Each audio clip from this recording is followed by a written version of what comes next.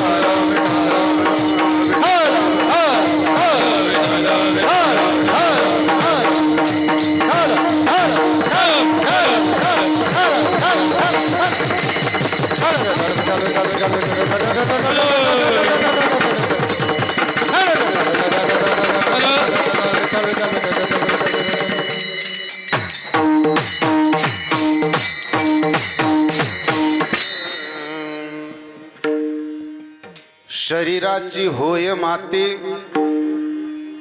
कोणी नयते संगाते. हॅलो सारी अवघी कामे खोटी, अंती जाणे मसानवटी. गोते घरे टाकोने, शेवटी गावाचे भायरे.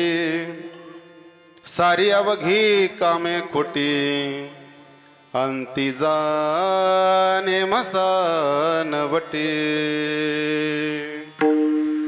स्वजन आणि घनगोत, उपाय नाही हो चालत.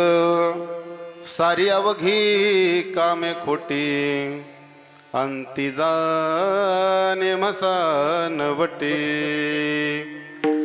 ऐसे स्वप्नवत आसार,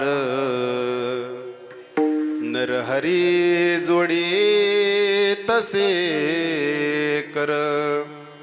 सारी अवघी कामे खोटी, अंती जाणे मसानवटी. विठ्ठल विठ्ठल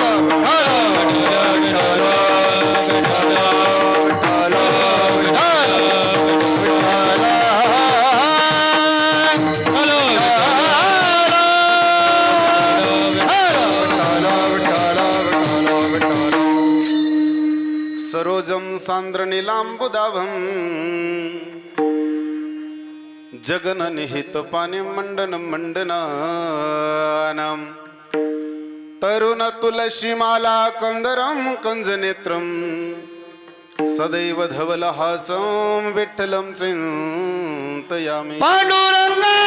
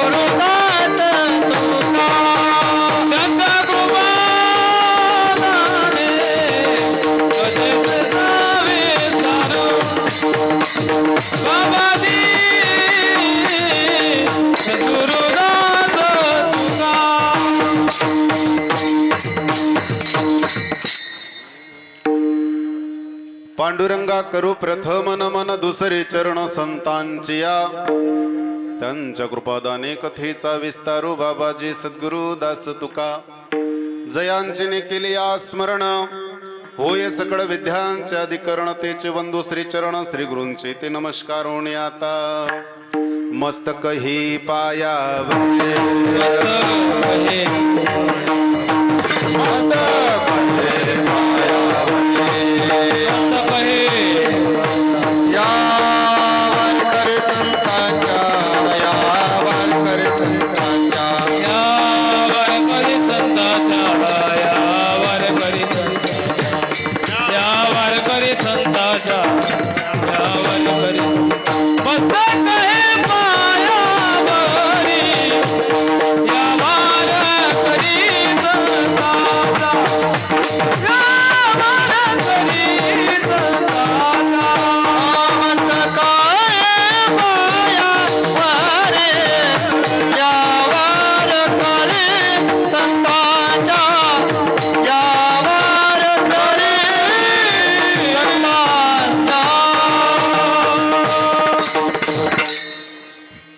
मस्तक ही पायावरी रिटर्न बेस आवाज फुल द्या थोडा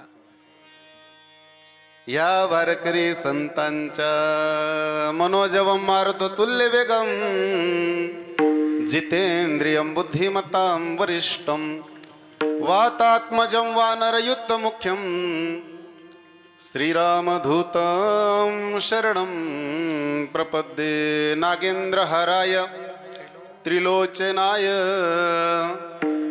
भस्मांगराजाय महेश्वराय नित्याय शुद्धाय दिगंबराय तस्मै कराय नमः शिवाय आये हनुमंत विराजे करु कथा मते अनुसाज प्रेम सहितासन लिजे पधारिये पवन कुमार चले आयो जी पवन कुमार हमारे हरे कीर्तन में राम जी को लाइयो लखन जी को लाइयो लाना जी सब परिवार हमारे हरि कीर्तन में राधा मेरी स्वामिनी मैं राधे जी को दास जन्म जन्म यदि जियो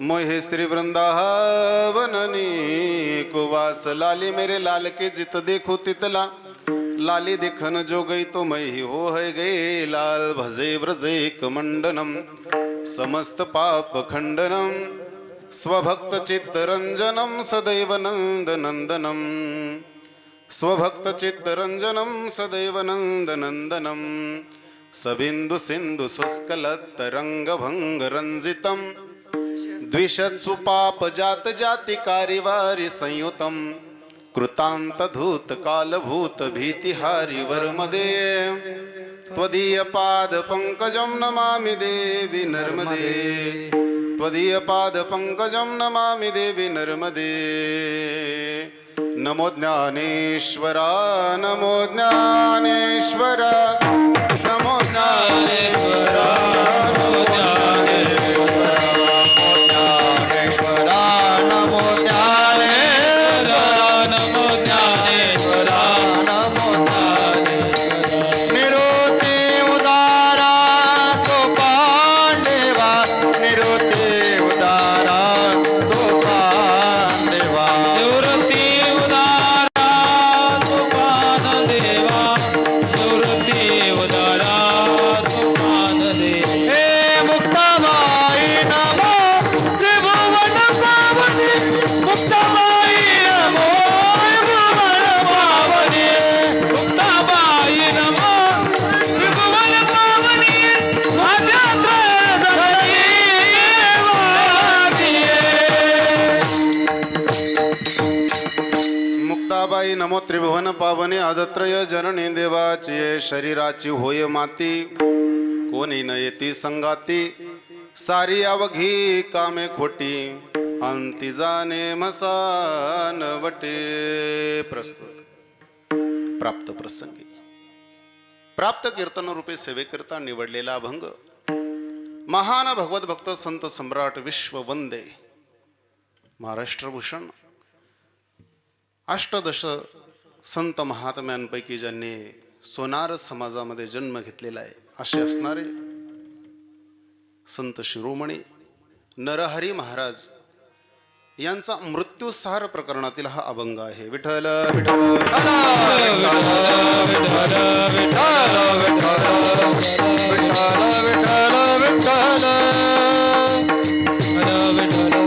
मायबाप, अभंग सोपा सरळ सगळ्यांना भावार्थ कळेल असा आहे. या अभंगाच्या माध्यमातून संत नरहरी महाराज मृत्यू सार पटवून सांगत असताना सांगतायत की शरीराची होय माती. या शरीराची शेवटी काय होणार आहे? माती होणार आहे. आणि प्रत्येकाला स्मशानभूमीपर्यंत जावं लागणार आहे.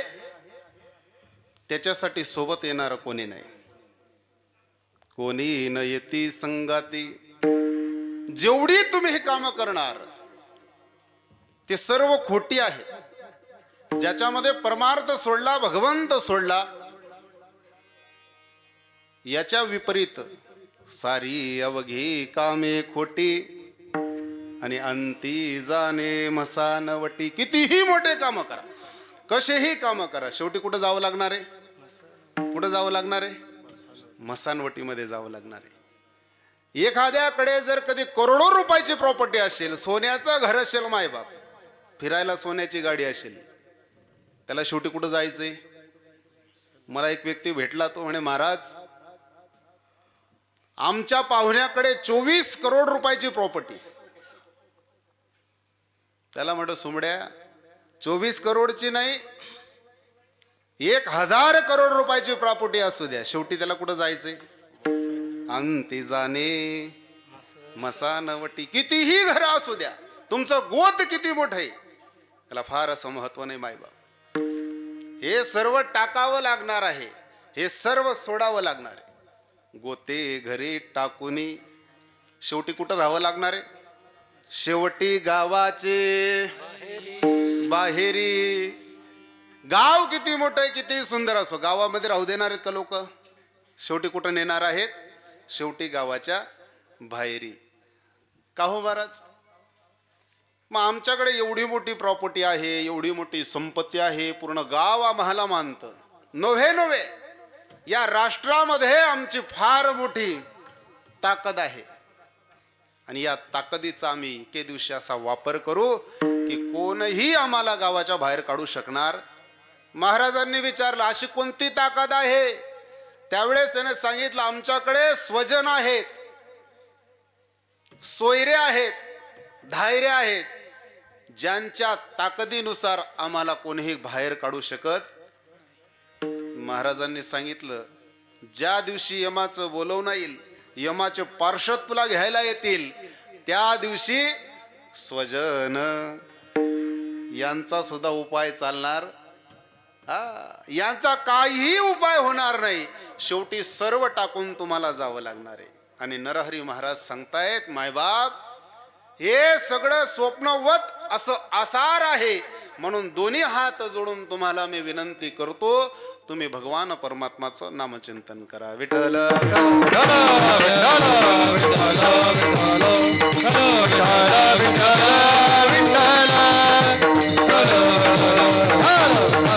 हा अभंगाचा धावता भावार्थ झाला की म्हणजे महाराजांना या अभंगाच्या माध्यमातून तुमच्यापर्यंत काय पोचवायचंय हे धावत्या वेळेमध्ये मी तुम्हाला सांगितलं, म्हणजे झालं कीर्तन. बरोबर आहे का नाही? मायबाप, जीवन खूप सुंदर आहे.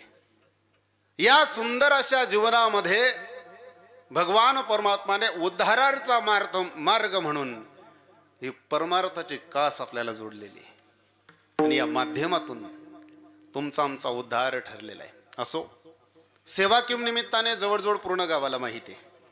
ज्यांना ज्यांना माहिती आहे ते या ठिकाणी हजर आहेत. जसले जसले माहित नाही त्या पासला पडेल. आपली भाषा बरोबर आहे का? काय महाराज, या ठिकाणी जर कधी झिंगणांग चिकणान राहिले असते तर गर्दी मावली नसती. बरोबर आहे का नाही? विषय विषयाचा पडी पाडू, गोड परमार्थ लागे कडू. असो, काय अडचण नाही. मायबाप, हे वारकरी कीर्तन आहे आणि संतांच्या घरचं कीर्तन आहे. संतांच्या घरच्या कीर्तनाची सुंदर अशी मर्यादा असते की ज्यामध्ये भगवान परमात्माचं नामचिंतन, संतांचं चरित्र, जेणेकरून अंतकरणी मूर्ती ठसावी श्रीहरीची ऐसी कीर्तन मर्यादा आहे. संतांच्या घरची या संतांच्या घरच्या कीर्तनाच्या मर्यादाला अनुसरून आपण आजची ही सेवा करणार आहोत. असो, भगवान परमात्म्याच्या दिव्य आशीर्वादाने साधू संतांच्या पदस्पर्शाने पुनीत झालेली बुरजड नगरी, या नगरीमध्ये वास्तव्यास असणारे श्रीयुत हरिभक्तीपरायण, ज्यांना गेल्या 11 महिन्यापासून वैकुंठवासी असं म्हणावं लागतंय, असे असणारे लालचंद सीताराम जाधव यांचं आज वर्ष श्राद्ध आहे. आणि वर्ष श्राद्धाच्या निमित्ताने हे केलेलं आयोजन. विठ्ठल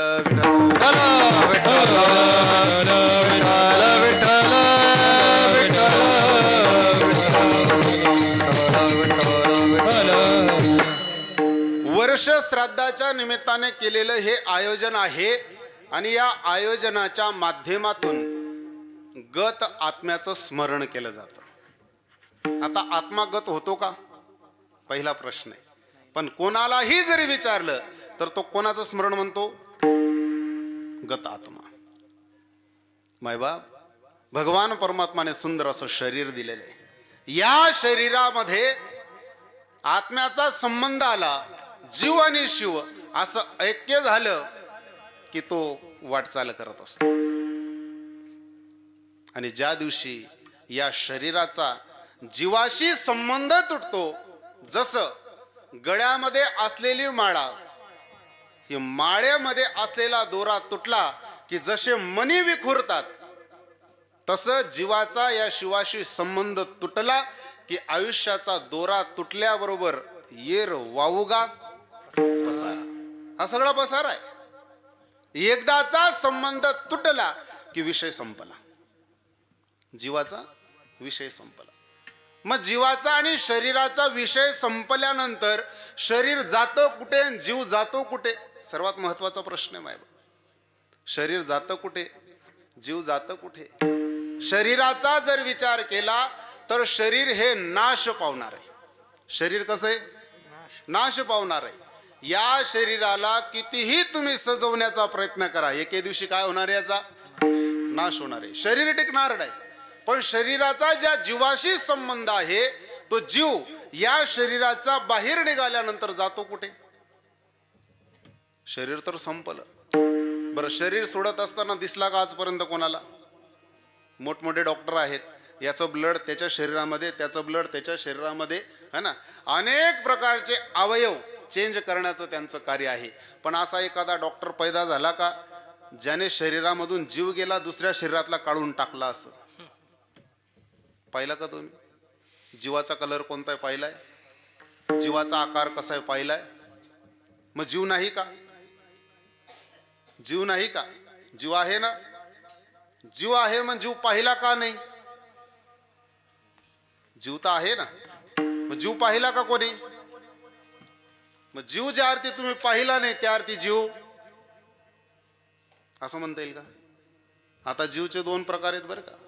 एक शरीरामध्ये वास करतो तो जीव, आणि दुसरा स्मशानमध्ये धरला जातो तो जीव. शरीरामध्ये वास करणाऱ्या जीवाला कोणीही पाहू शकत, पण स्मशानमध्ये धरला जातो त्या जीवाला कोणीही पाहत. त्याला आकार आहे, बरोबर आहे का नाही? त्याला आकार आहे, त्याला वजन आहे, पण मग तो जीव महत्वाचा आहे का?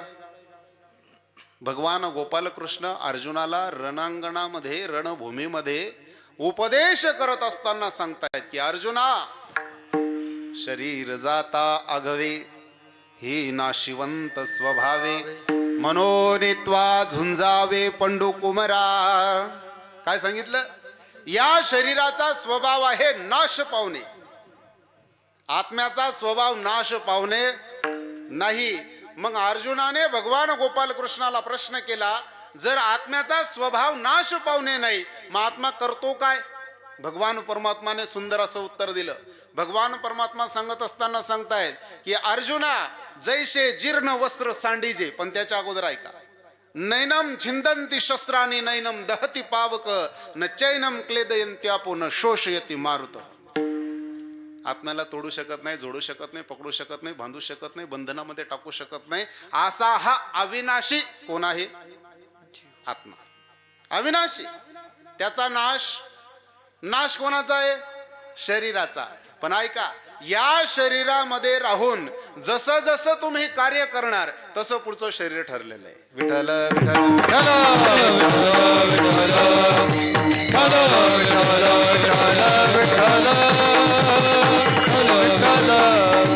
महात्मा काय करतो? शरीर थकलं, कुजलं, सडायला लागलं, फाटायला लागलं की शरीराचा त्याग करतो. पण कसा करतो? जैसे जीर्ण वस्त्र सांडीचे. फाटलेले वस्त्र अंगावर धारण करतो का आपण? फाटलेले कपडे घालतो का? मळलेले कपडे घालतो का? मुरदार झालेले कपडे घालतो का? जसे घालत नाही, आपल्याला आवडत नाही, तसं आत्म्याला हे शरीर पटत नाही, म्हणून शरीराचा त्याग. आणि मग नूतन वस्त्र वेढीचे, नवीन वस्त्र. पण नवीन वस्त्र घेत असताना ऐका, सावधानतेचा इशारा आहे. असं समजू नका बाकीच्यांचा दणका एकच चाललाय, माणूस मेला की परत माणूस होतो आणि बाई मेली की परत. असं नाही, असं नाही. मग कसं आहे? देह करी जे जे काही आणि आत्मा भोगितो, तर हे ठरलेलं आहे. हा, याच्यामध्ये बदल घडू शकत कितीही प्रयत्न करा, अजिबात बदल घडू शकत नाही. म्हणून संत महात्म्यांनी या सर्वस्वाचा विचार केला आणि म्हणून परमार्थाची निर्मिती झाली. विठ्ठल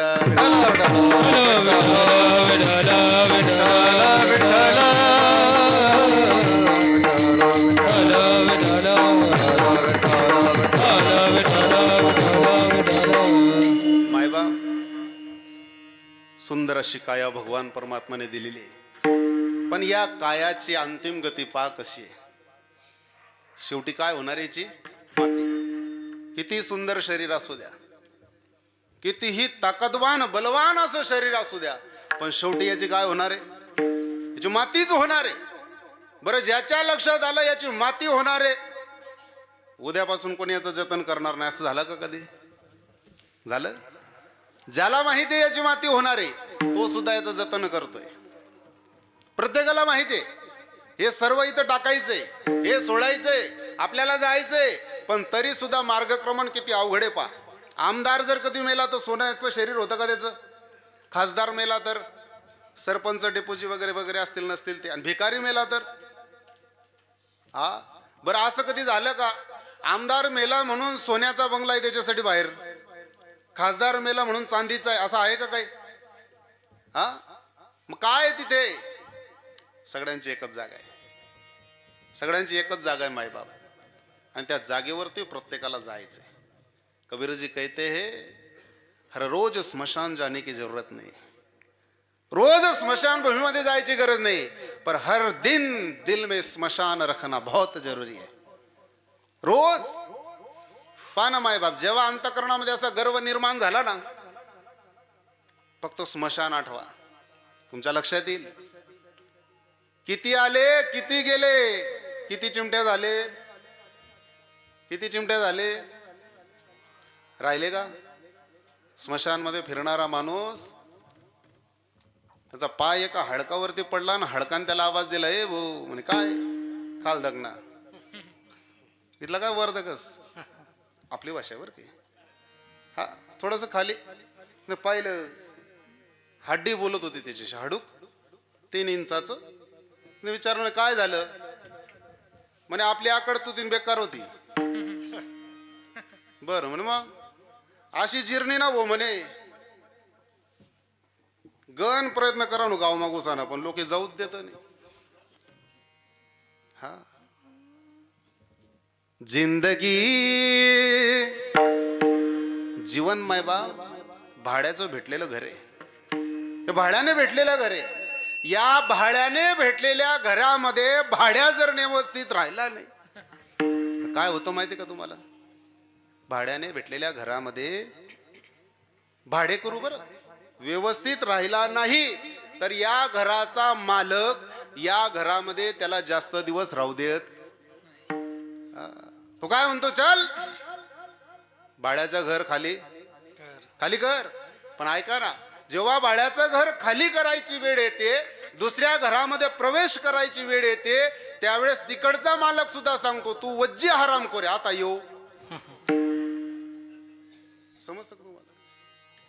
नाईलाज असतो काय करतो हा, तू बेचके सोडतो आणि बेचकाच तपास लागत नाही, याचं पत्र्याच्या घरामध्ये घुसावं लागतं. हा, याला सर्वस्व मायबाप त्यावेळेस कळतं काय कामाचं. कबीरजी कहते अरे हरेक दाना चुनकर ले गई खेत में से चिड़िया, अब क्या पछताय. बाजरी पेरली महाराज, बाजरी पेरली, एवढ्या चिड्या पडल्या, एवढ्या चिड्या पडल्या, लोक न लगीन खात फिरे. अरे वय रे चिड्या वाळा जाय ना, तो म्हणे खाऊ द्या. जेव्हा गेला शेतात फक्त कंस उभे, एकही दाना नाही. असा पश्चाताप करायला लागला, बाई नाही तर लगीनले जातो, दोऱ्या धाऱ्या तरी बांधतो. आता फायदा आहे का? आता फायदा आहे. अरे जाग केव्हा येते माहितीये का तुम्हाला? ज्यावेळेस शरीरामधली ताकद संपते, रक्त जुनाट होतं, स्पेअर पार्ट ढिल्ले व्हायला लागतात, त्यावेळेस याला वाटतं बाई कीर्तन बायन चांगलं होतं, मग काहीच ना कथा तर पडेल होता. हा, कीर्तन हे पहिल्यापासून चांगलंच आहे, वाईट नाही. जर वाईट राहिलं असतं तर सकल संत महात्म्यांनी भर जवानीमध्ये परमार्थ केला नसता. विठ्ठल विठ्ठल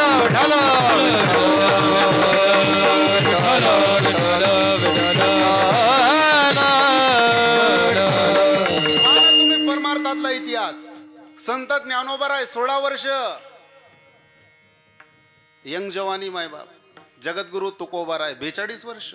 तुका झालास हे कळस. आहे का मथारा साधू एखादा? आहे मथारा एखादा संत? अरे त्यांच्या प्रॉपर्टीचा जर कधी विचार केला, दुष्काळ पडला म्हणून जगद्गुरु तुकोबा रायने 3 वर्षपर्यंत लोकांना पोचलो. आपली ताकद आहे का? हा, आणि आपली भावना नयवर कोण गुंडा भरलेस तरी तरी तरपड तुला नयले का पाणी ऊन नाही, ही आपली भावना आहे. पण संत महात्म्यांची भावना पाहना महाराज. बुडत हे जन न देखवे डोळा, ये तसे कडवडा. येते उपकारासाठी, येते उपकारासाठी, उपकारासाठी,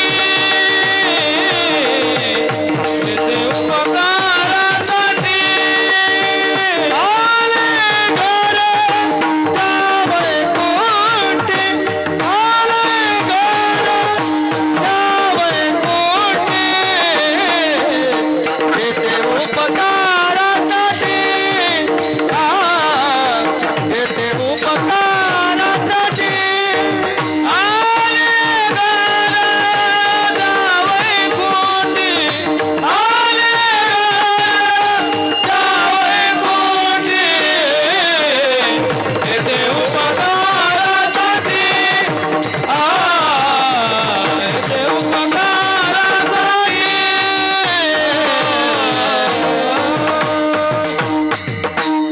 येथे उपकारासाठी. उपकार हा शब्द ऐकला म्हणून आठवलं बरं का. असो, ज्यांनी सुंदर असं माझ्या मागे गायनासाठी साथ देतात हरिभक्ती परायण रवींद्र महाराज आणि दिनेश महाराज. साला पाहुणासनी जोडी आहे 1 नंबर. हरिभक्ती परायण बामण्याचे असणारे निलेश महाराज इंद्रासारखे सुंदर असं मृदुंग वाजवत आहे. आणि माझ्या मागे मला साथ करण्यासाठी जी मंडळी उभी आहे, श्रीराम भजनी मंडळ बुरजळकर, या मंडळीचा माझ्यावरती फार मोठा उपकार आहे बरं का. माझ्या परमार्थाची सुरुवात जर सांगायची ठरली तर हे बुरजळगाव, आणि जीवनाची शोकांतिका सांगायची ठरली तर 2000 गावे पालथा मार टाका, तो पहिलं कीर्तन आहे.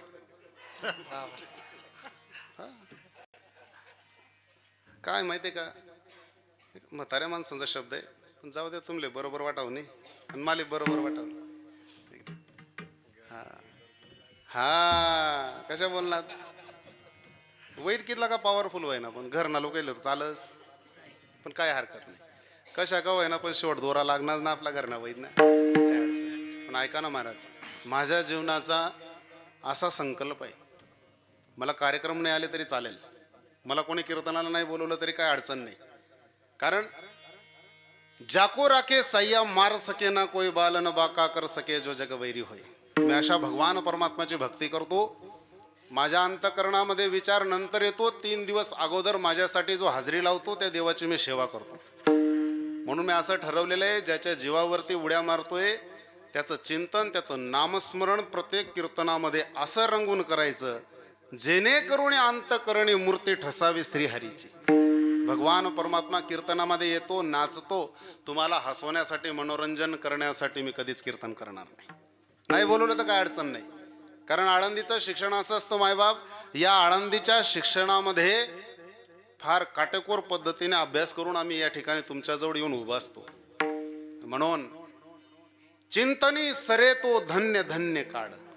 चिंतनामध्ये जो काळ जातो, चिंतनामध्ये जो वेळ जाते, ती वेळ सर्वात महत्वाची. त्या वेळेला धन्यता दिली संत महात्म्यांनी. आणि म्हणून आमच्या जीवनामध्ये दिन रजनी हाचे धंदान गोविंदाचे पवाडे. मायबाप, जी व्यक्ती तुमच्या आमच्यामधून निघून गेली ती व्यक्ती परत येऊ शकते का? त्याने कितीही प्रयत्न केले कदापि शक्य नाही. का शक्य नाही? कारण आज तुम्ही आम्ही ज्या लोकांमध्ये राहतोय हा लोक आहे मृत्यू लोक. कुठला लोक आहे? मृत्यू लोक. या मृत्यू लोकाचा नेम ठरलेला आहे, आएगा सो जाएगा, राजा रंक फकीर. बरोबर आहे का? इथं श्रीमंत पण जाणार आहे आणि भिकारी सुद्धा जाणार. इथं थांबणार कोणी नाही. ऐका ना, जो जगाचा चालक मालक भगवान परमात्मा, त्याच्या सत्तेशिवाय तुम्ही आम्ही श्वास सुद्धा घेऊ शकत नाही. झाडाची पान सुद्धा त्याच्या सत्तेशिवाय हलू शकत नाही. त्या भगवान परमात्माला सुद्धा इथे राहण्याचा अधिकार येते नाही उरो आले अवतार. येते नाही उरो आले अवतार. येते नाही उरो आले अवतार. येते नाही उरो आले अवतार.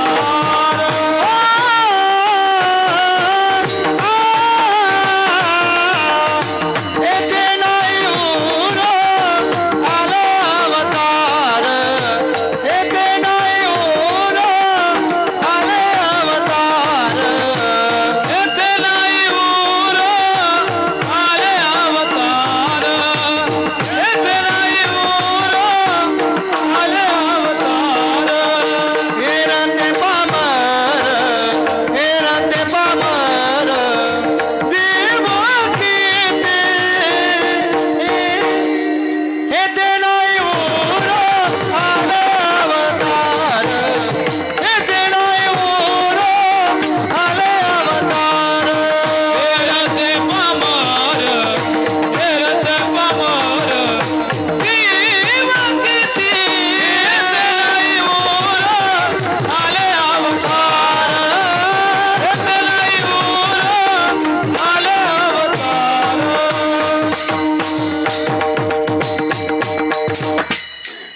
येथे उरो नाही आले. इथे भगवान परमात्माचा अवतार सुद्धा शिल्लक राहू शकत नाही. असा हा मृत्यू लोक आहे. या मृत्यू लोकामध्ये भगवान परमात्माला सुद्धा जावं. ऐका ना, कोणता भगवान परमात्मा? जो मेल्या माणसालाही जिवंत करण्याची क्षमता राखतो. भगवान गोपाल कृष्ण पहा, संदीपान महात्म्यांजींच्या आश्रमामध्ये विद्या अध्ययन करण्यासाठी गेले. अनेक वर्ष भगवान परमात्माने विद्याभ्यास केला. कुठं कुठं? उज्जैनला. कुठं? उज्जैन नगरीमध्ये भगवान परमात्माने विद्याभ्यास केला. विद्या अभ्यासामध्ये 14 कला, 64 विद्या हस्तगत केल्या, अवगत केल्या, प्राप्त केल्या. भगवान परमात्मावरती गुरुदेव प्रसन्न झाले. भगवान परमात्माची घरी जाण्याची वेळ आली. भगवान परमात्मा आता सुट्टी घेऊन घरी जाणार आहेत म्हणून गुरुदेवाच्या जवळ गेले, चरण स्पर्श केला आणि गुरुदेवाला प्रसन्न मुद्रेने विचारणा केली की हे भगवान, मी तुमच्या आश्रमामध्ये राहून जो विद्याभ्यास केलेला आहे त्या विद्याभ्यासाची आज दक्षिणा देण्याची वेळ आलेली आहे आणि माझी इच्छा आहे की मी काहीतरी तुम्हाला गुरुदक्षिणा दिली पाहिजे. सांगा ना, मी काय गुरुदक्षिणा देऊ? संदीपान महात्माजी ऋषी सांगतायत, कृष्णा, अरे तुझ्याकडनं गुरुदक्षिणा घेणं म्हणजे मग मूर्खपणा करण्यासारखं आहे. सांगितलं नाही, माझी इच्छा आहे की माझ्याकडनं काही का असे ना थोडीफार का असे ना तुम्ही गुरुदक्षिणा घेतली पाहिजे. जोपर्यंत तुम्ही माझ्याकडनं गुरुदक्षिणा घेत नाही तोपर्यंत हा विद्याभ्यास माझ्या कामी येणार नाही. विठ्ठल विठ्ठल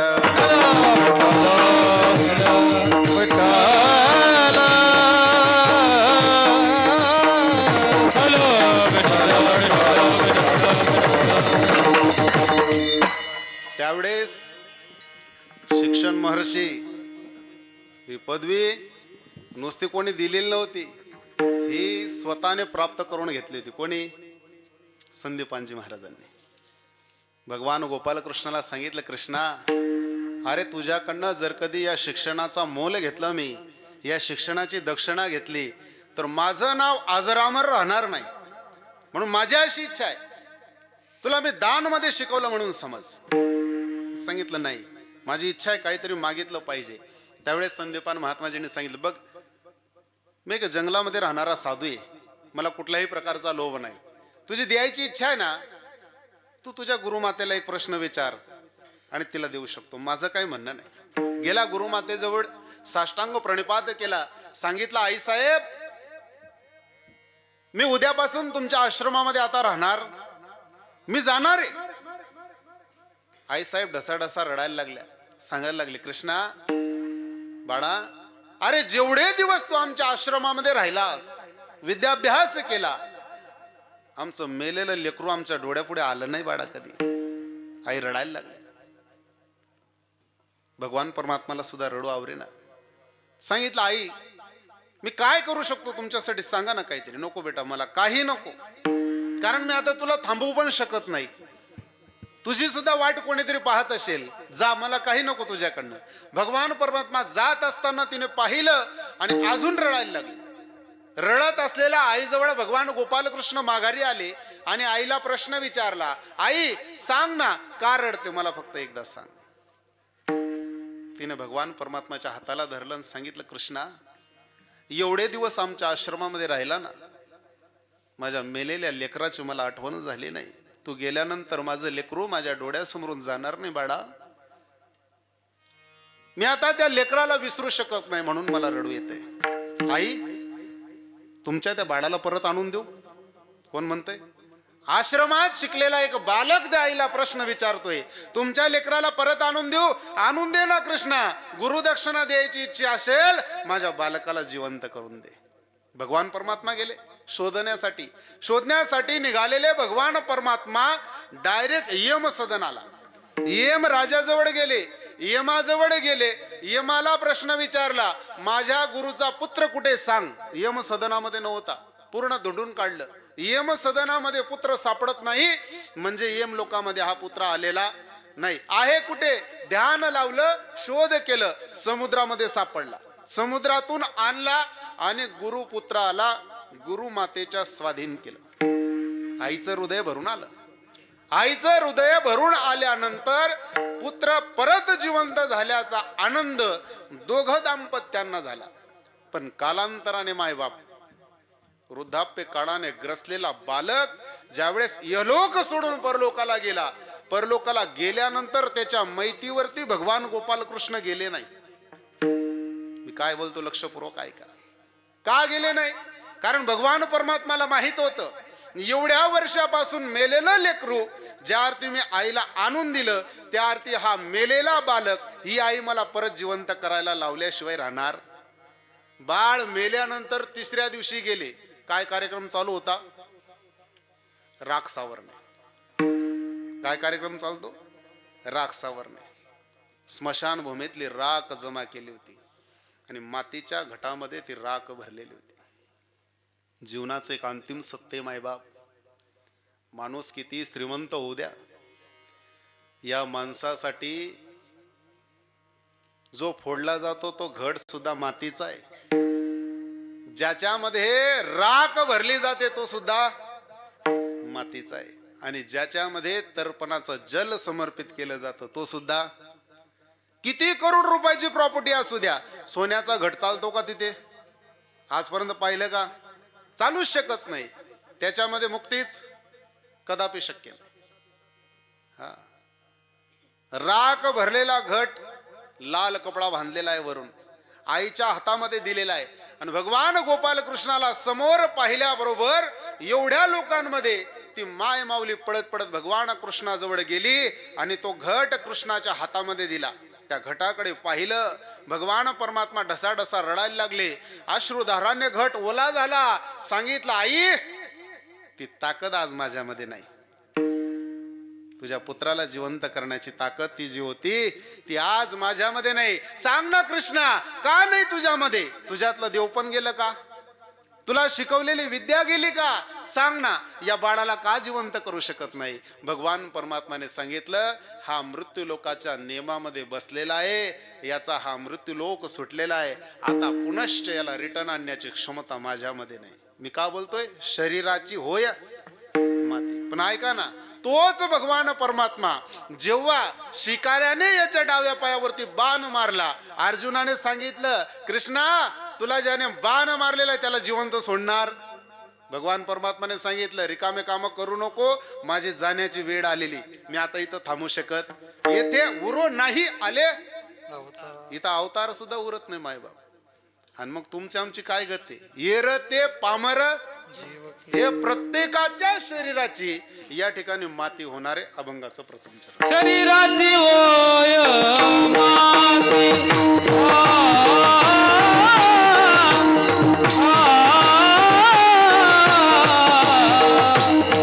शरीराची होय माती,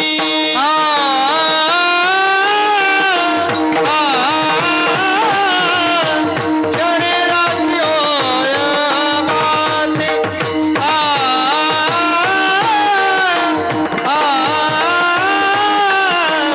शरीराची होय माती, शरीराची होय माती,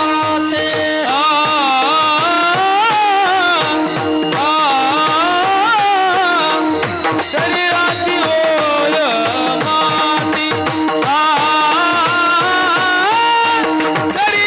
होय माती,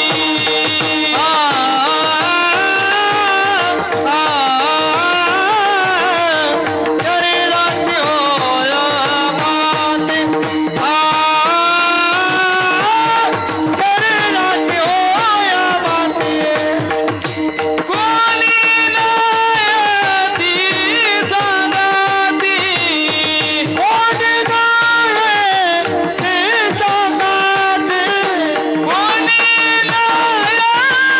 जगाती, कोणी नाही जगाती, कोणी नाही जगाती, कोणी नाही जगाती.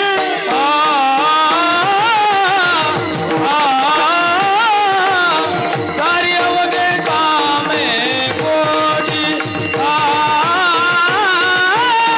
सारी अवघे कामे कोटी,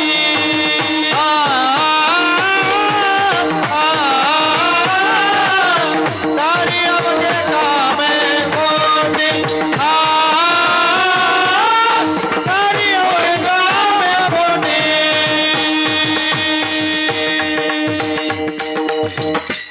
या शरीराची माती झाल्यानंतर कोणी सोबत येत. तुमच्या संगतीला देव असू द्या, तुमच्या पंक्तीला देव असू द्या, पण शरीराची माती होण्याची वेळ आली रे आली की तुमच्या सोबत कोणी येऊ शकत नाही. तुम्हाला सांगू का महाराज, या बुरजड गावातला सगळ्यात मोठा डॉन माणूस मी होतो 4थी पर्यंत. एकही पोराची ताकद नव्हती आपल्या समोर यायची, सगळ्यांना माहिती आहे. अजून बी गली गली वैकच बरं मी. पूर्ण बालपण या बुरजडामध्ये गेलेलं आहे. आणि बुरजडाबरोबर एक अशी नाड जुडलेली माझी. पण काय असतं, माणूस प्रवाहाच्या दिशेने प्रवाहित असतो, जीवन बदलत असतं. मलाही वाटलं नव्हतं की जी मंडळी मला आज हरिपाठ आणि काकडा शिकवते ती मंडळीला माझ्या मागे उभं राहण्याचा योग येईल असं. आणि आज मला खरोखर आनंद वाटतंय, कारण या मंडळीच्या जीवावर मी कीर्तनकार झालो. काय असतं महाराज, ज्याने झाड लावलं ना त्या झाडाने लावणाऱ्याला कधी विसरायचं नसतं. म्हणून या बुरजड गावाचे माझ्यावरती फार असे मोठे उपकार आहेत. आणि या उपकाराच्या माध्यमातून आज मी या लायकीचा झालो की मी आज या ठिकाणी कीर्तन करण्याचा माझ्या जीवनामध्ये योग येतोय. असो, काय हरकत नाही. ज्यांच्या वर्ष श्राद्धाच्या निमित्ताने तुम्ही आम्ही या ठिकाणी जमलो आहोत. हे जात असताना तुम्हाला काहीतरी असं एक शिकवून गेलेले, शरीराची होय माती, हे शिक्षण ते आपल्याला या ठिकाणी देऊन गेले. आणि वैष्णव सनातन धर्म असा पवित्र आणि महान आहे मायबाप, एकमेव असा हा धर्म आहे की याच्यामध्ये यारे यारे लहान थोर याती भलत्या नारी नर. इथे जात पात धर्म लहान मोठं याचा असा काही कुठल्याही प्रकारचा विचार केला जात नाही. त्यातल्या त्यात पवित्र आणि पावन संप्रदाय जर कधी कोणता असेल तो म्हणजे वारकरी संप्रदाय. या वारकरी संप्रदायामध्ये अभिमान नावाची गोष्ट नसते. ज्याच्या जीवनामध्ये अभिमान असतो तो वारकरी नसतो. तो काय असतो त्याला बोलण्यासाठी माझ्या शब्दकोशामध्ये शब्दच नाही. कारण वारकरी म्हटला की समोरचा व्यक्ती पाया पडायला लागल्याबरोबर हा व्यक्ती त्याच्या पुढे झुकतो, त्याला वारकरी म्हणा.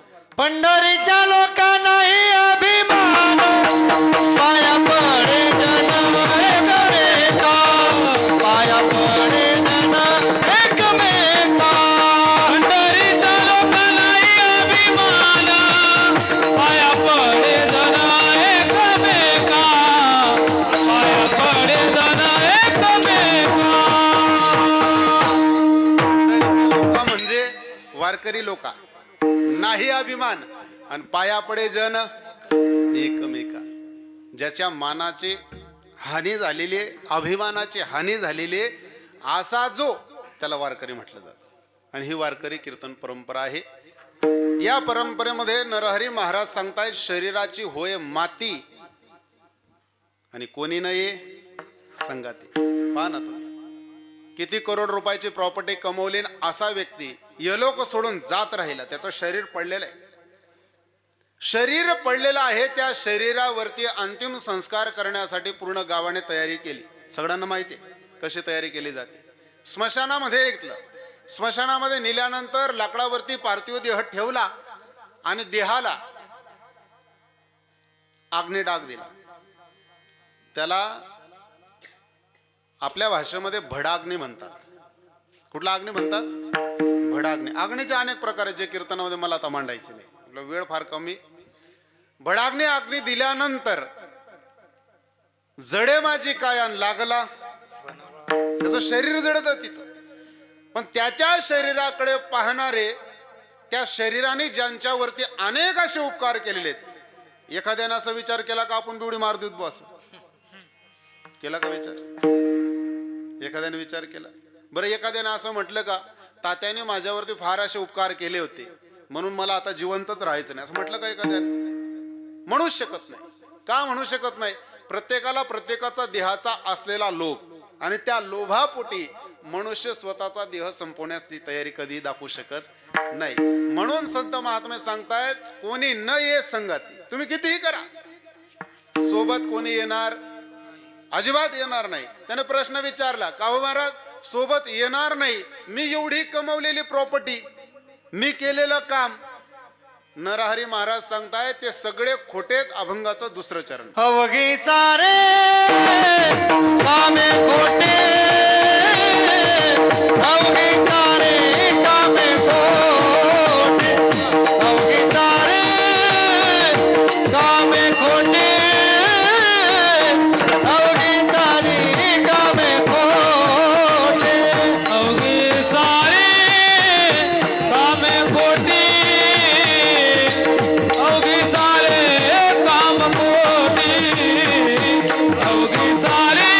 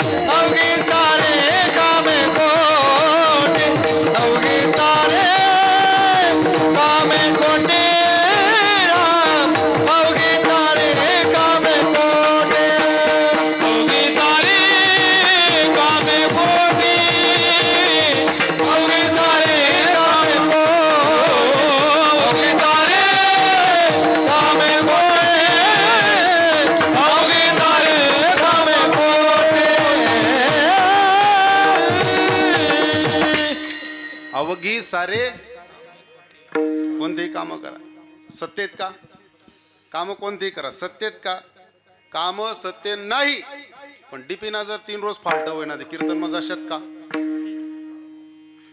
समजा विचार करा, व्हायला नको. 3 दिवसापासून लाईट नव्हती, ज्या दिवशी कीर्तन नेमकं त्याच दिवशी लाईट आली. 12 धराल जशात का कीर्तन लेशात. हा बरोबर आहे का नाही. 12 महत्वान आहेत का कीर्तन महत्वान आहे. हा? महाराज तुमला सांगाल काय लागस. बरोबर आहे का नाही. 3 दिवसापासून गव्हाल पाण्याने गव्हाचे दाणे बारीक पडून जातील, तुमनं कीर्तन काय लिहि बसणार. पण ऐका ना, त्या जगाच्या चालक मालक भगवान परमात्माने जर ठरवलं की या 12 स्पाय आले, 12च धरू देवा ना बा, त्याने जर ठरवलं त्याला पाणीच भरू द्यायचंय आणि त्याने जर ठरवलं नवी डीपी ना बडाकास कर द्यावा ना, मग काय करशात. बरं ठीक आहे, तोही काही विषय नाही, पण विहिरीमधलं पाणी जर त्याने जाग्यावर संपवलं तर. भगवान परमात्म्याचं काय माहिती आहे का ना. भगवान परमात्माचा इतका सुंदर स्वभाव आहे. भगवान परमात्माचा स्वभाव असा आहे, घेसी तेव्हा देसी ऐसा असशी उदार. भगवान परमात्मा सांगतायत 2 पावलं माझ्या दिशेने वाट चालून पाय, मी 4 पावलं जर तुझ्या दिशेने नाही चाललो मग बोल. पाना पहाते पांडव अखंड वनवासी परित्या देवाशी. त्यांच्या जवळ जेवढं होतं तेवढं तर आपल्या जवळ काहीच नाही. पांडवांजवळ जेवढं होतं तेवढं आपल्या जवळ काहीच नाही. पण द्वारकेचा राणा भगवान परमात्मा त्यांच्या संगतीला असताना सुद्धा सर्वस्वाचा त्याग केला. कोणी? पांडवांनी सर्वस्वाचा त्याग केला. हा झाला एक भाग. पण पांडवांकडे जी विद्या होती ती सुद्धा आपल्या जवळ नाही. आपल्या धड वाचता येच नाही. बरं, पांडवातला एक छोटासा प्रकार मांडतो तुमच्यापुढे म्हणजे लक्षात येईल. पांडवांमध्ये सगळ्यात खतरनाक माणूस आडदांड म्हटला तो म्हणजे भीम. बरोबर आहे का नाही. पांडवांमध्ये सगळ्यात आडदांड माणूस जर कधी म्हटला तो म्हणजे कोण? भीम. भीमाजवळ विद्या नाही, भीमाजवळ कुठल्याही प्रकारचं ज्ञान नाही, फक्त गद्दा, बाकीचं घेणं देणं काही नाही. पण विराट नगरीमध्ये अज्ञातवासामध्ये असताना भीमाला काम दिलेलं होतं. काय? काहीच करायचं नाही, फक्त स्वयंपाक बनवायचं. स्वयंपाक बनवत असताना भीमाला एक लहर आली. लहर समजते ना, आली लहरने केला, अशी लहर आली. लहर आली, तो समय चालू होता कढी बनवण्याचा. कोणाचा? भीमाचा. समजतंय ना तुम्हाला माझं बोलणं. भीम कढी बनवतोय. कढी बनवता बनवता भीमाच्या मुखातून मंत्र उच्चार चालू आहे. मंत्र उच्चार करता करता कढीला तरी आली. कढीला तरी येत नसते बरं, पण कढीला काय आली? तरी आली. तरी आली. भीमाने त्या तरीकडे पाहिलं आणि भीमाला ती कढी पिण्याची इच्छा जागृत झाली. आडदांड माणूस. त्याने वरची तरी एका वाटीमध्ये घेतली. वाटीमध्ये घेतल्यानंतर त्या तरीचा सुरका मारला. कढी एकदम चविष्ट लागली. चविष्ट लागल्यानंतर भीमाने असा विचार केला, ज्याच्या जीवावरती आपण इथे राज करतोय, ज्याच्या जीवावरती अज्ञातवास भोगत असताना आपल्याला कुठल्याही प्रकारचं संकट ताप काही नाही, त्याला ही कढी आपण दिली पाहिजे. म्हणून विराट नगरीच्या राजाजवळ ती वाटी घेऊन गेला आणि त्याला सांगितलं, राजे साहेब एक सुरका तर पिऊन पा कढी कशी झाली. राजाचं काम काय चालू होतं? प्रजेला काहीतरी विचार विनिमय देणे किंवा ज्ञानदानाचं न्यायदानाचं कार्य चालू होतं. अशा वेळेस भीमाने ती वाटी समोर धरली. राजाला राग आला आणि क्रोधाग्नीच्या माध्यमातून राजाने जशी लात मारली वाटीला, वाटी एका कोरड्या खांबावरती जाऊन धडकली. खांब लाकडाचा होता, कोरडा खांब होता. कोरड्या खांबावरती कढी पडता क्षणी कोरड्या खांबाला पालवी फुटायला लागली. जिवंत झाला खांब. खांब जिवंत झाल्याबरोबर राजाच्या लक्षात आलं ही कढी सामान्य कढी नव्हती, ही कढी आपण प्यायला पाहिजे. म्हणून भीमाला सांगितलं, महाराज मला थोडीशी कढी आणून द्या. तो म्हणे चगी घ्या का ते, चली गई हो, आता भेटणार. गेली ती वेळ. मी कशामुळे बोलतोय हे, की त्यांच्यामध्ये एवढी मोठी क्षमता होती, एवढं वैभव होतं, एवढी दिव्यता होती की करील ते काय त्यांच्या मनामध्ये येईल तसं घडेल अशी क्षमता असलेले पांडव, ज्यांना भगवान परमात्माचं साह्य, त्यांना सुद्धा शरीर सोडावं लागलं, त्यांना सुद्धा देहाचा त्याग करावा लागला, त्यांना सुद्धा घर सोडावं लागलं, दार सोडावं लागलं, गोत सोडावं लागलं आणि शेवटी स्मशानामध्ये जावं लागलं ना महाराज. संपवावं लागलं, सगळं संपलं, त्यांचं संपलं, आपलं राहणार आहे का? रावणाच्या प्रॉपर्टी सारखी प्रॉपर्टी कोणाचीच नव्हती. रावणाजवळ जेवढं सोनं होतं तेवढं ते आपण चित्रामाबी तर केलं. एवढा श्रीमंत रावण जेव्हा जगाच्या बापाचं बोलवणं आलं तेव्हा तो रावण महाराज मोकळा मोकळा गेला. मोकळा सांगाती कवणी गेली नाही, सांगाती कवणी गेली नाही, सांगाती कवणी गेली नाही, सांगाती कवणी गेली नाही.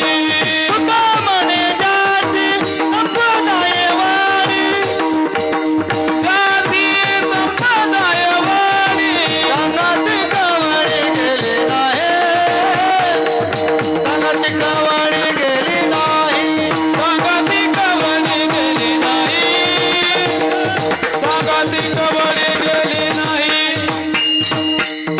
तुकोबाराय सांगतायत एवढी मोठी संपत्ती पण सोबत कवडी नेली का? अरे गोत टाकलं, घरे टाकले, सर्वस्वाचा त्याग केला आणि हे लोक सोडून रावण चालता झाला. तेच चिंतन अभंगाच्या सोजनाली गोत गारे, गोत गारे, कोण सारी, गोत गारे, कोण सारी, गोत गारे, कोण सारी, गोत गारे, कोण सारी, गोत गारे, कोण सारी, गोत गारे, कोण सारी. शेवटी गावात बाहेरी, शेवटी गावात बाहेरी, सारी अवघी कामे पोटी, सारी अवघी कामे पोटी. शेवटी गावाचे बाहेरी, शेवटी गावाचे बाहेरी, सारी अवघी कामे पोटी, सारी अवघी कामे पोटी. गोते घरे टाकून सारी आणि शेवटी गावाचे बाहेर. पाना सुंदर असा बंगला बनवला. बंगला बनवत असताना त्या बंगल्यामध्ये 23 लाखाचं बाथरूम बनवलं. किती लाखाचं? 23 लाख होते पैसे म्हणून बनवलं. बरोबर आहे का नाही? आपल्या कीर्तन मग सांगाल काही पैसा मोजण्यात काय? 23 लाखाचं बाथरूम बनवलं. बाथरूम कसं असेल? ज्या दिवशी बाथरूम तयार झालं त्याच दिवशी व्यक्ती गेला. म्हणून त्याच्या लेकरांनी असा विचार केला, बिचारा 4.5 महिन्यापासून बाथरूमचं कार्य करत होता, बनवत होता, शेवटली आंघोळ याला बाथरूम मध्ये दिली का? शेवटची आंघोळ बाथरूम मध्ये कोणासाठी बनवत होता? किती आनंद असेल त्या बाथरूम मध्ये, पण आनंद उपभोगू शकला का? शेवटचं स्नान कुठे झालं त्याचं? बरं, एवढा सुंदर बंगला बनवला, एवढा सुंदर बंगला बनवला कोणासाठी? लेकरांसाठी. लेकरांनी असा विचार केला का तात्या भयान भारी होतात म्हणे घरवरच पाहत. जाळलं का कोणी एखाद्या बंगल्यावरती? जाळलं का? अजिबात नाही, जाळूच शकत नाही. शेवटी गावाचे बाहेर जावंच लागेल. सांगितलं म्हणे महाराज माझ्याकडे प्रॉपर्टी कमी आहे, बरं, पण असे माणसं जोडलेले आहेत, असे नातेवाईक आहेत की ते नातेवाईक माझ्यासाठी जमल्यानंतर माझं कोणीही काही करू शकत माझं कोणीही काही करू शकत नाही. पण नरहरी महाराज सांगतायत जर कधी त्याचं बोलवणं आलं तर त्या ठिकाणी स्वजन सुद्धा चालत नाही, ते काहीही करत नाही. स्वजनाने गण गोत, स्वजनाने गण गोत, स्वजनाने गण गोत, स्वजनाने गण गोत. उपाय नाही हो चालत, उपाय नाही हो चालत, अंतकाने अवघे नडे, अंत अवघे कामे कोटे. उपाय नाही हो चालत, उपाय नाही हो चालत, सारी अवघे कामे कोटे, सारी अवघे कामे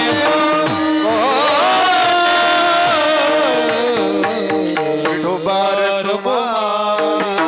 ढोबार कुमारी, जय जय ढोबार कुमारी, ढोबार कुमार, ढोबार कुमारी, ढोबार कुमार. हरि जय जय हरि जय जय हरि जय हरि जय जय जय जय जय ढोबार कुमारी. हरि जय जय जय जय जय जय ढोबार कुमारी. हरि जय जय ढोबार कुमारी, ढोबार कुमार, ढोबार कुमारी, ढोबार कुमारी, ढोबार कुमारी, ढोबार कुमारी, ढोबार कुमारी, ढोबार कुमारी, ढोबार कुमारी, ढोबार कुमारी, ढोबार कुमारी, ढोबार कुमारी, ढोबार कुमारी, जय ढोबार कुमारी, ढोबार कुमारी, ढोबार कुमारी, ढोबार कुमारी, ढोबार कुमारी, ढोबार कुमारी, जय ढोबार कुमारी, ढोबार कुमारी, ढोबार कुमारी, ढोबार कुमारी, ढोबार कुमारी, ढोबार कुमारी, ढोबार कुमारी, ढोबार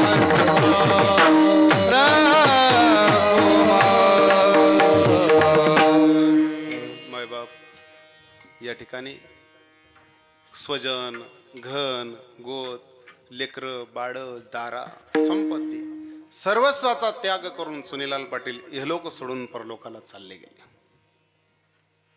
जात असताना त्यांच्या पश्चात त्यांचा मुलगा युवराज, कुणाल, जी कन्या आहे जयश्री, यांच्या जीवनामध्ये एक बापाची उणीव जी कधी न भरून निघणारी. कारण जीवनामध्ये एखादी वस्तू, एखादी व्यक्ती सहजरित्या जर प्राप्त झाली असेल तिचं मोल जीवनामध्ये कळत नसतं. मायबाप ती व्यक्ती, ती वस्तू, ते प्रेम सहज त्याच्या जीवनातून जेव्हा निघून जातं ना, तेव्हा त्याला त्या प्रेमाची परत परत परत परत आठवण येते आणि किंमत कळते. बाप गेल्यानंतर बापाची किंमत कळते, माय गेल्यानंतर मायची किंमत कळते, आणि संत गेल्यानंतर संतांची किंमत कळते. कारण संत महात्मे आई आणि वडिलांचं काम करतात. लहान लेकराला सांभाळण्यासाठी जशा आईची गरज आहे तसं हृदयामध्ये प्रेमाचा गारवा निर्माण करण्यासाठी साधूची गरज आहे प्रत्येकाला. आणि जोपर्यंत साधू जीवनामध्ये येत नाही, जोपर्यंत संत जीवनामध्ये येत नाही, तोपर्यंत भगवंताची प्राप्ती तुम्हाला होणं कदापि शक्य नाही. आणि म्हणून जीवनामध्ये असा प्रयत्न केला पाहिजे, असा अट्टहास धरला पाहिजे की आपल्या जीवनामध्ये साधूची, संतांची भेट कधी होईल त्याच्यासाठी अंतःकरण असं तरफडलं पाहिजे. जीवना वेगळी मासुडी तैसा तुका तळमडी. बाकी येरती अवघी कामे खोटी. ही सगळी कामं तुम्ही आम्ही जी कामं करतो ना, ही सर्व खोटी आहे. कारण भगवान परमात्माच्या हातामध्ये सर्व. भगवान परमात्माने ही दुनियाची रचना करत असताना इतकी सुंदर रचलेली महाराज, चिमणी बनवत असताना भगवान परमात्माने तिची चोच नंतर बनवली, पण त्या चोचीमध्ये बसणारा दाना अगोदर फिट केला. त्याची निर्मिती अगोदर केली भगवान परमात्मा. पहा ना तुम्ही, पाखरांना उन्हाळ्याच्या दिवसामध्ये कुठेच काही नसतं, मग कधी आढळलं का पाखरं मरून पडले म्हणून? बरं, तोही विषय सोडा. जुनाट एखादं काम पाहिलं असेल, मोठी बिल्डिंग पाहिली असेल, चुन्याचं बांधकाम पाहिलं असेल, दगडांचं काम असतं, त्या कामावरती पिंपळाचं झाड उगलेलं असतं, मातीचा लवलेश नसतो, आणि भर उन्हाळ्यामध्ये पाण्याचा थेंब त्या ठिकाणी नसतो, तरी सुद्धा हिरवगार असतं. किल्ल्याचे घुमट त्यावरी पिंपळ तट, कोण पाणी घालतो त्यास. बरोबर आहे का? पाणी घालतो का कोणी त्याला? तरी सुद्धा किती हिरवगार असतं. तसं भगवान परमात्माने या सृष्टीची रचना करत असताना अशा पद्धतीने रचना केलेली आहे की फक्त भगवान परमात्मा सांगतात, एकदा तू माझा होऊन पाय. काय सांगताय? तू एकदा माझा होऊन पाय, मी कायमचा तुझा नाही झालो मग बोल. पण आपल्यामध्ये ती धमकच नाही, ती चमकच नाही. आपण म्हणतोय हा देव देव सकाळी बी होई जाईल. बरोबर आहे का नाही? तुम्हाला सांगतो महाराज, माझं बालपण मला या गावामध्ये चांगलं आठवतं. आपल्या गावामध्ये प्रभू सियावर रामचंद्रांच्या आहे का नाही दिव्य असा दरबार आहे. असा दरबार आहे, त्या दरबारामध्ये जर समजा गावात दुष्काळ पडला तर कोणी जर त्या ठिकाणी अनुष्ठान मांडलं की पाऊस पडायचा. सत्य का सत्य? मी पाहिलेलं आहे बरं का. हा, जर अनुष्ठान मांडलं तर काय पडायचा? पाऊस पडायचा. बरं मला सांगा, देवाचं भजन सोडून शेतामध्ये पाणी भरायला जाणारा शेतकरी, त्याच्या मनामध्ये असं का आलं असावं की इथेच बसलं पाहिजे की पाऊस पडेल? त्याला असं का वाटलं नाही की मोटरचाच बटन दाबला पाहिजे? आळातच नाही तर पोऱ्यात कुठून येणार? देव पाणीच पडा नव्हते येरमान, पाणी हिकत आहे. बरोबर आहे का? म्हणून त्या भगवान परमात्माला रात्रंदिवस त्याचं स्मरण करायचं आणि त्या भगवान परमात्माला सांगायचं, प्रभू आमचं रक्षण करण्याचं कार्य तुझ्या हातामध्ये. पहा ना, श्रीमंत रावण पण रात्रंदिवस महादेवाची भक्ती करीत होता. कोण? श्रीमंत रावण रात्रंदिवस महादेवाची भक्ती करीत होता. महादेव प्रसन्न झाले आणि रावणाला सांगितलं काय पाहिजे ते सांग. रावणाने काय मागितलं? दोन्ही हात महादेवाच्या समोर पसरवले आणि महादेवाला सांगितलं, प्रभू इतना दीजे जामे कुटुंब समाये, ना मैं भुका रहू ना साधू भुका जाय. कोण म्हणतंय? कोण म्हणतंय? रावण. कोणता रावण? ज्याला आपण काय म्हणतो? ज्याला आपण काय म्हणतो? झोपेगात का जागेत? हा, तो रावण काय म्हणतोय? ना मैं भुका रहू ना साधू. माझ्या दारातून साधू उपाशी गेला नको पाहिजे, ना मी उपाशी राहिलो पाहिजे, याच्यापेक्षा दुसरं काही नको. आणि आपलं मागणं चमत्कारिक आहे महाराज. इतकं चमत्कारिक आहे, इतकं चमत्कारिक आहे. गावामध्ये जर एखादी गाय सोडली असेल, भाकरी खाण्याच्या अपेक्षेने जर दारात आली असेल, तो मोठं दांडुकलीन ती गायन मागे पैस आणि दगडना नंदीले चंपेवरी पाणी पाजा, अशी कानपड्या मग टाके का नाही तुम्ही? खरं बोला. दारात कुत्रं जर कधी आलं तर गरम गरम भाकर तेल लावून कुत्र्याला टाकली का तुम्ही? काय केलं मग? दकरे सोन्या कवांडी अंगे टिपर पडेल, टाकते ना कंबरमा. पण ऐका ना महाराज, नामदेव महाराजांची एकादशी, हा निरज्वला एकादशी, पाणी सुद्धा घेतलेलं नाही. द्वादशीच्या दिवशी वाळवंटामध्ये 3 दगडाची चूल बनवली आणि चूलवरती नामदेव महाराजांनी पोळ्या टाकायला सुरुवात केली. संत कशा असतात ते सांगतो. पोळ्या टाकायला सुरुवात केली, सुंदर अशा पोळ्या बनवल्या.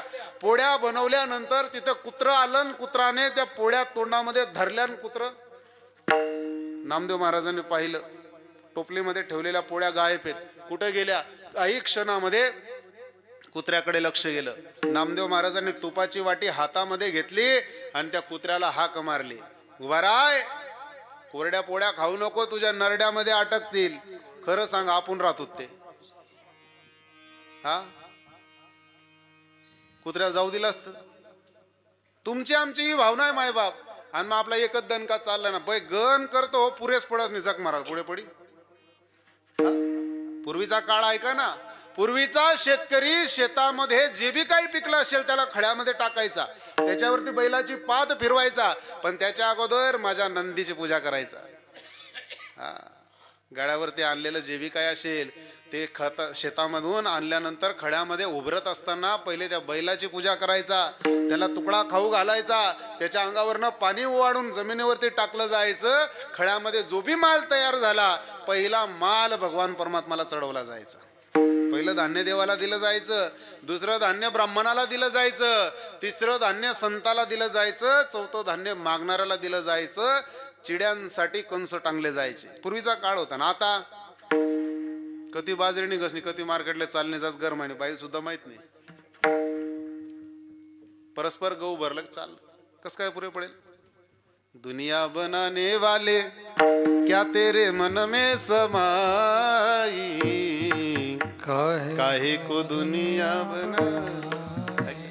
म्हणून नरहरी महाराजांनी सांगितलं, बाबा मी दोन्ही हात जोडून तुमच्या पाया पडतो. हे स्वप्नवत आसार आहे, याच्या नादी तुम्ही लागू नका. अभंगाचं अंतिम चरण. ऐसे स्वप्न वत आसार, ऐसे स्वप्न वत आसार, ऐसे स्वप्न वत आसार, ऐसे स्वप्न वत आसार, ऐसे स्वप्न वत आसार, ऐसे स्वप्न वत आसार,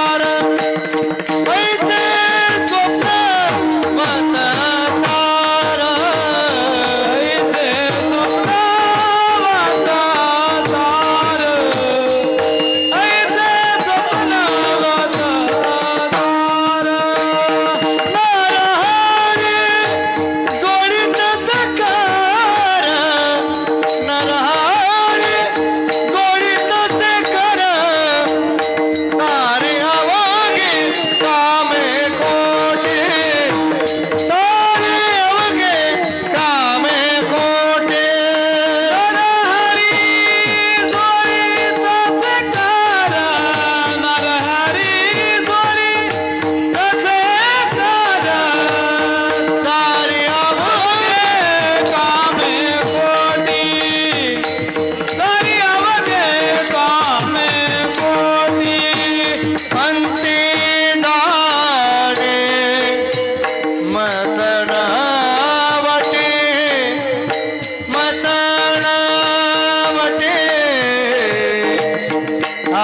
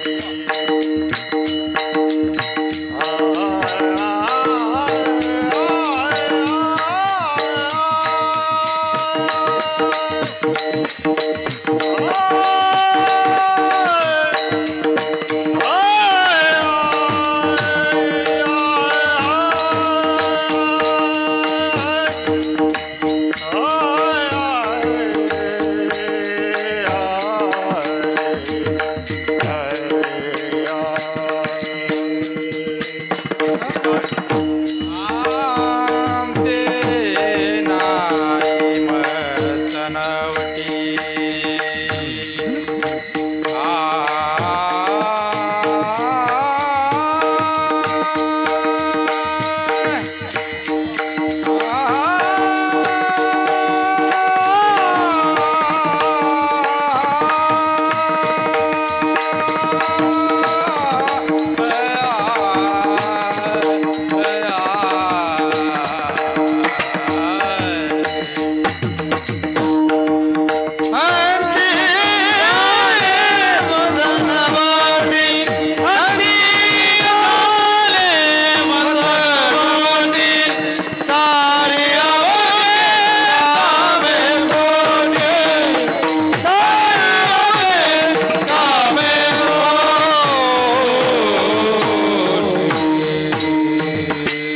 ज्ञानेश्वर माऊली ज्ञानराज माऊली जय जय ज्ञानेश्वर माऊली ज्ञानराज माऊली जय जय ज्ञानेश्वर माऊली ज्ञानराज माऊली तुकाराम ज्ञानेश्वर माऊली ज्ञानराज माऊली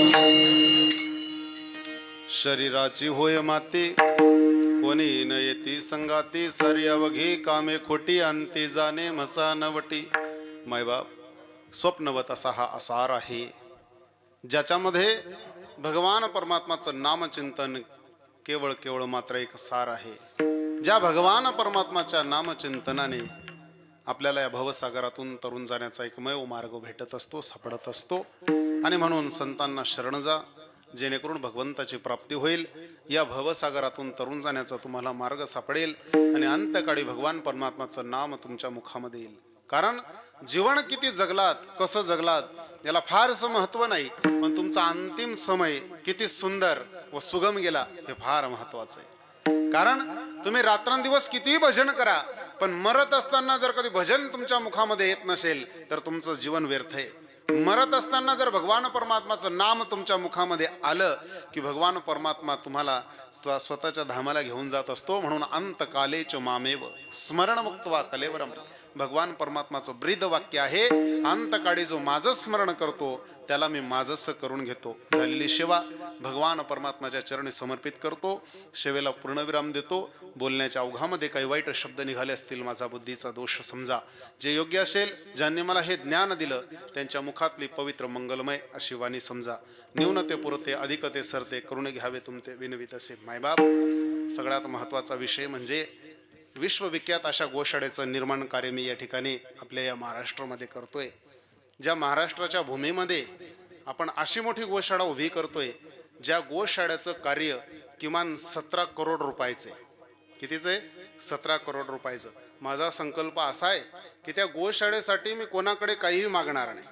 माझा एकच संकल्प आहे, गावगाव गौशाला, घर घर गौमाता. प्रत्येकाच्या दारामध्ये गाय उभी राहिली पाहिजे, प्रत्येकाच्या दारामध्ये भगवान परमात्माचं स्वरूप गेलं पाहिजे, म्हणून माझा संकल्प चालू आहे.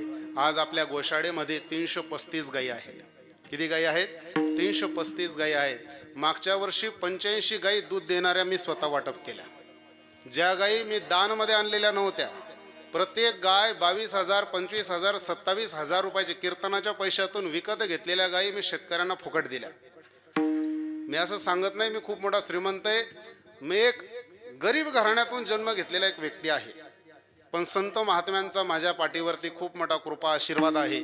आणि म्हणून माझ्या जीवनातला एक असा इतिहास आहे की तुम्हाला कोणीही सांगणार नाही की महाराजांनी कीर्तनामध्ये गायींच्या नावावरती पैसे मागणी केली असेल. पण मी तुम्हाला असं सुद्धा सांगणार नाही की गायींच्या नावावरती पैसे मागणाऱ्या महाराजांना पैसे देऊ नका. मी तर इतकं सांगेल, मायबाप कीर्तनामध्ये जर कधी एखादा महाराज पैसे मागत असेल तर खालून त्याला हात जोडून विनंती करा, सांगा बाबा अरे भीक मागण्यापेक्षा आम्हाला तुझा पत्ता देऊन जाय, आम्ही तुझ्या गोशाळेवरती येऊ.